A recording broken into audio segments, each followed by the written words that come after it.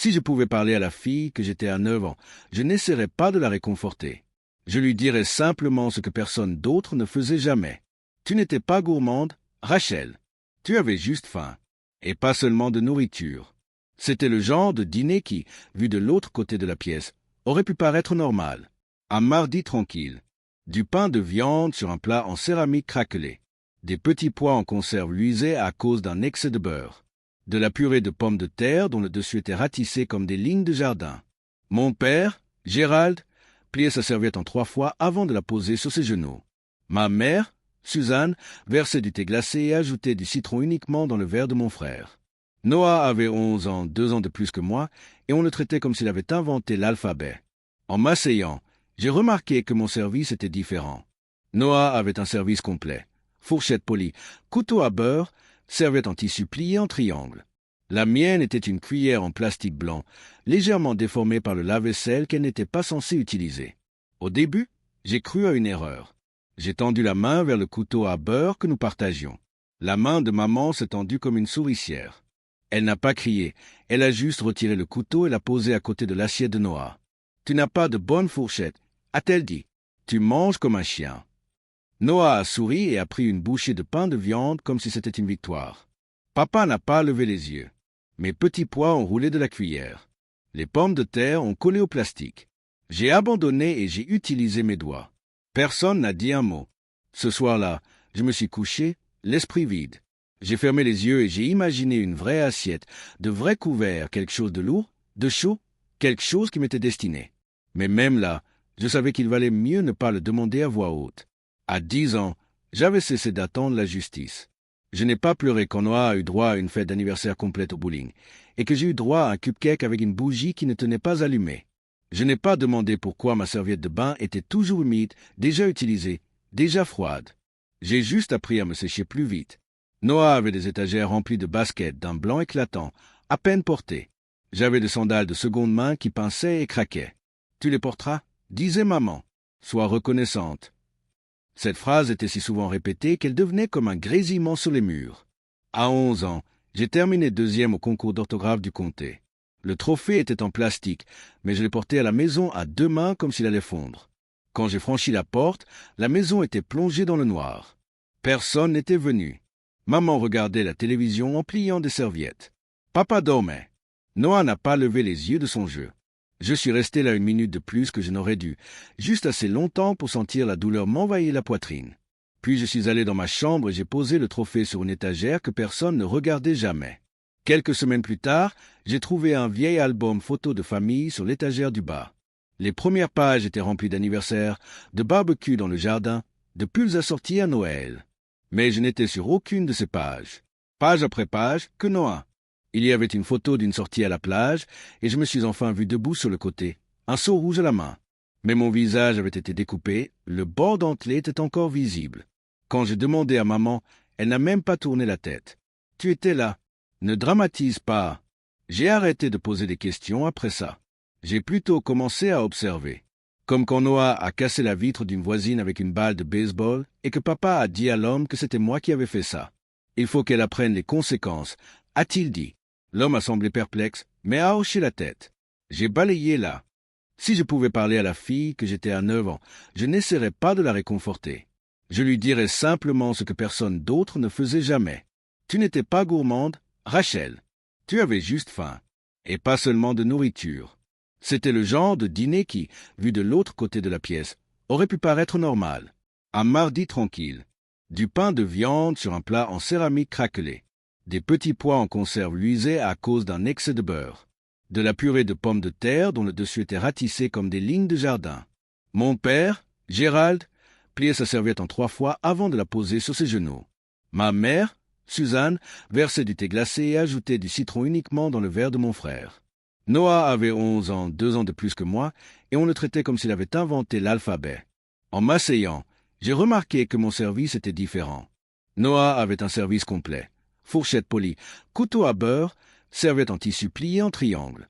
La mienne était une cuillère en plastique blanc, légèrement déformée par le lave-vaisselle qu'elle n'était pas censée utiliser. Au début, j'ai cru à une erreur. J'ai tendu la main vers le couteau à beurre que nous partagions. La main de maman s'est tendue comme une souricière. Elle n'a pas crié, elle a juste retiré le couteau et l'a posé à côté de l'assiette de Noah. Tu n'as pas de bonne fourchette, a-t-elle dit. Tu manges comme un chien. Noah a souri et a pris une bouchée de pain de viande comme si c'était une victoire. Papa n'a pas levé les yeux. Mes petits pois ont roulé de la cuillère. Les pommes de terre ont collé au plastique. J'ai abandonné et j'ai utilisé mes doigts. Personne n'a dit un mot. Ce soir-là, je me suis couché, l'esprit vide. J'ai fermé les yeux et j'ai imaginé une vraie assiette, de vrais couverts, quelque chose de lourd, de chaud, quelque chose qui m'était destiné. Mais même là, je savais qu'il valait mieux ne pas le demander à voix haute. À 10 ans, j'avais cessé d'attendre la justice. Je n'ai pas pleuré quand Noah a eu droit à une fête d'anniversaire complète au bowling, et que j'ai eu droit à un cupcake avec une bougie qui ne tenait pas allumée. Je n'ai pas demandé pourquoi ma serviette de bain était toujours humide, déjà utilisée, déjà froide. J'ai juste appris à me sécher plus vite. Noah avait des étagères remplies de baskets d'un blanc éclatant, à peine portées. J'avais des sandales de seconde main qui pinçaient et craquaient. « Tu les porteras » disait maman. « Sois reconnaissante. » Cette phrase était si souvent répétée qu'elle devenait comme un grésillement sur les murs. À 11 ans, j'ai terminé deuxième au concours d'orthographe du comté. Le trophée était en plastique, mais je l'ai porté à la maison à 2 mains comme s'il allait fondre. Quand j'ai franchi la porte, la maison était plongée dans le noir. Personne n'était venu. Maman regardait la télévision en pliant des serviettes. Papa dormait. Noah n'a pas levé les yeux de son jeu. Je suis resté là 1 minute de plus que je n'aurais dû, juste assez longtemps pour sentir la douleur m'envahir la poitrine. Puis je suis allé dans ma chambre et j'ai posé le trophée sur une étagère que personne ne regardait jamais. Quelques semaines plus tard, j'ai trouvé un vieil album photo de famille sur l'étagère du bas. Les premières pages étaient remplies d'anniversaires, de barbecue dans le jardin, de pulls assortis à Noël. Mais je n'étais sur aucune de ces pages. Page après page, que Noah. Il y avait une photo d'une sortie à la plage, et je me suis enfin vu debout sur le côté, un seau rouge à la main. Mais mon visage avait été découpé, le bord dentelé était encore visible. Quand j'ai demandé à maman, elle n'a même pas tourné la tête. « Tu étais là. Ne dramatise pas. » J'ai arrêté de poser des questions après ça. J'ai plutôt commencé à observer. Comme quand Noah a cassé la vitre d'une voisine avec une balle de baseball et que papa a dit à l'homme que c'était moi qui avais fait ça. « Il faut qu'elle apprenne les conséquences », a-t-il dit. L'homme a semblé perplexe, mais a hoché la tête. J'ai balayé là. Si je pouvais parler à la fille que j'étais à 9 ans, je n'essaierais pas de la réconforter. Je lui dirais simplement ce que personne d'autre ne faisait jamais. Tu n'étais pas gourmande, Rachel. Tu avais juste faim.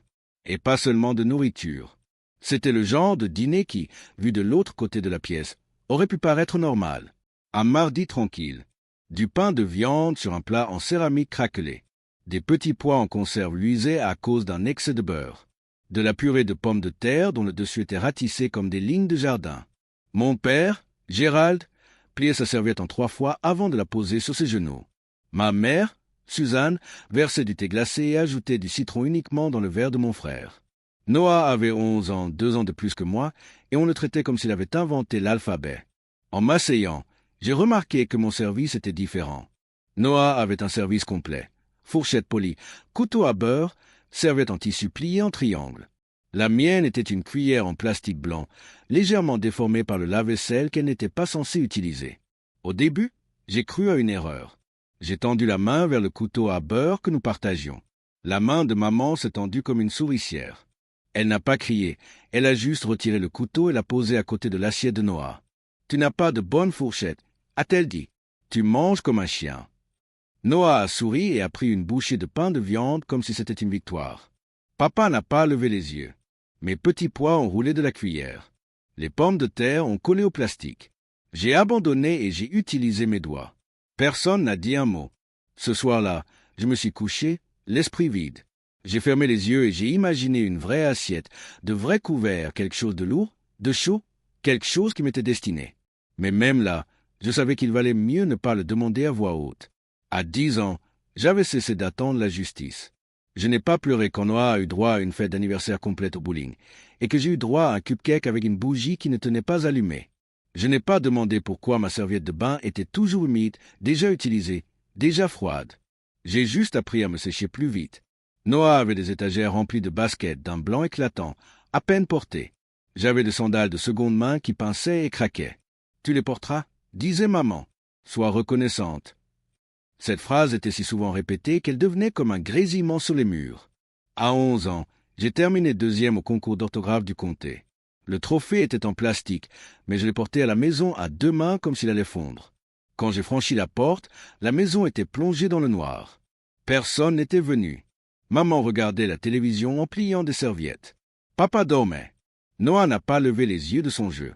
Je suis resté là une minute de plus que je n'aurais dû, juste assez longtemps pour sentir la douleur m'envahir la poitrine. Puis je suis allé dans ma chambre et j'ai posé le trophée sur une étagère que personne ne regardait jamais. Quelques semaines plus tard, j'ai trouvé un vieil album photo de famille sur l'étagère du bas. Les premières pages étaient remplies d'anniversaires, de barbecues dans le jardin, de pulls assortis à Noël. Mais je n'étais sur aucune de ces pages. Page après page, que Noah.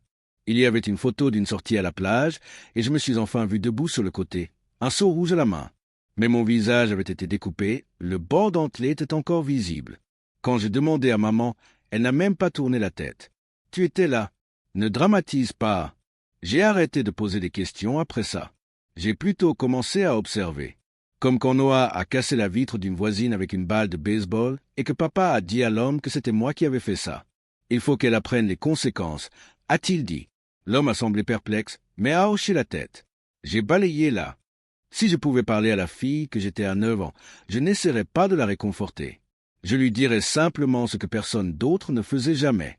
Tu n'étais pas gourmande, Rachel. Tu avais juste faim. Et pas seulement de nourriture.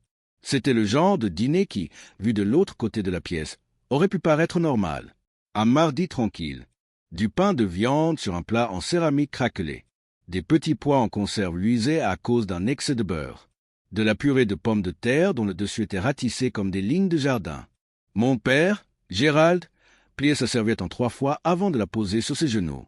Ma mère, Suzanne, versait du thé glacé et ajoutait du citron uniquement dans le verre de mon frère. Noah avait 11 ans, 2 ans de plus que moi, et on le traitait comme s'il avait inventé l'alphabet. En m'asseyant, j'ai remarqué que mon service était différent. Noah avait un service complet. Fourchette polie, couteau à beurre, serviette en tissu plié en triangle. La mienne était une cuillère en plastique blanc, légèrement déformée par le lave-vaisselle qu'elle n'était pas censée utiliser. Au début, j'ai cru à une erreur. J'ai tendu la main vers le couteau à beurre que nous partagions. La main de maman s'est tendue comme une souricière. Elle n'a pas crié, elle a juste retiré le couteau et l'a posé à côté de l'assiette de Noah. « Tu n'as pas de bonne fourchette, a-t-elle dit.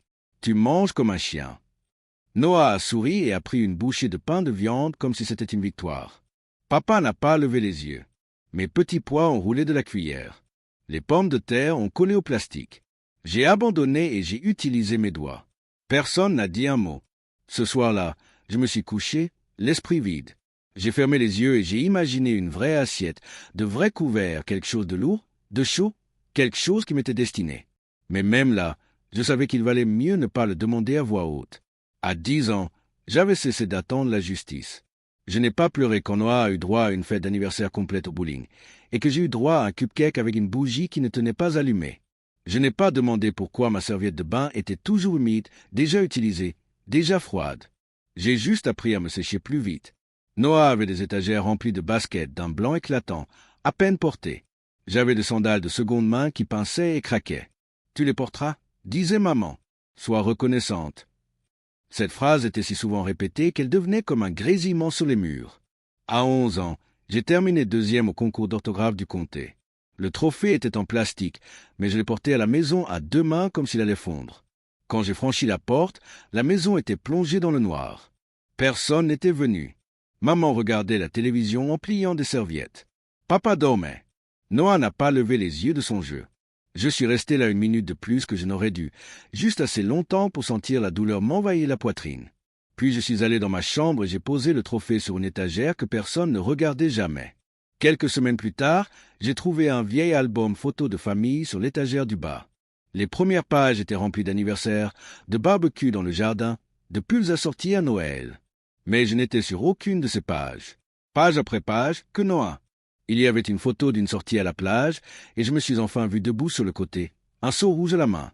Mais mon visage avait été découpé, le bord dentelé était encore visible.